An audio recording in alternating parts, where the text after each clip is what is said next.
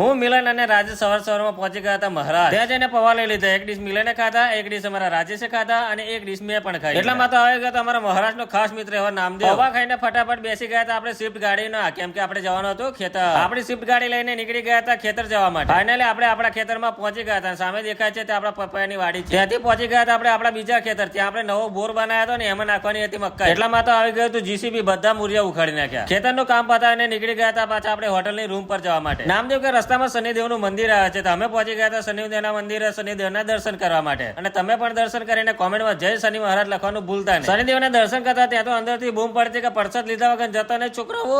તો પહોંચી ગયા અમે પ્રસાદ લેવા અને સામે દેખાઈ ગયો અમને ડ્રેગન વાળો ઝૂલો. તે બહુ બીક લાગતી હતી મને જોઈને. પાછા બેસી ગયા હતા આપણે આપણી સ્વિફ્ટ ગાડીમાં. રસ્તામાં જોઈ ટેટીને અમારા નામદેવને મન થઈ ગયું કે અમારે ટેટી ખાવે છે, તો કાકાને કીધું કે ફટાફટ સરસ મજાની ટેટી કાપી નાખો. કાકાએ ટેટી કાપીને ખાધી ને તો એટલી બધી મીઠી લાગી કે સાકર કરતા પણ મીઠી. ઘડી ઘડી મત જેવી ટેટી ખાઈને ગાડીમાં બેસીને નીકળી ગયા હતા પાછા હોટલની રૂમ પર જવા માટે. મારા ભાઈ ને મારા ભાઈ બંધ લાગી હતી ભૂખ, એટલે પહોંચી ગયા હતા સાબુદાણાના વડા ખાવા માટે. આ છે આપણા સાબુદાણાના વડા, જોરદાર લાગે. આ નજારો જોતા તમને એવું લાગતું હશે કે હવે રાજસ્થાન પહોંચી ગયા. અરે રાજસ્થાન નથી, આ તો પકોડીની લારી છે. સાબુદાણાના વડા ખાઈને નીકળી ગયા હતા આપણે વડાપાવ ખાવા માટે. વડાપાવ ખાધામાં મજા ના આવી તો પહોંચી ગયા પકોડી લારીએ. ઓર્ડર આપી દીધો એક ડીશ દહીપુરીનો. મારા ભાઈ બંધ મોં જોઈને તમને લાગતું હશે પકોડી કેવી લાગી હશે. પહોંચી ગયા હતા આપણે હોટલની રૂમ પર ને મારો ભાઈ બંધ બની કરે છે. જય માતાજી, જય લગધણી.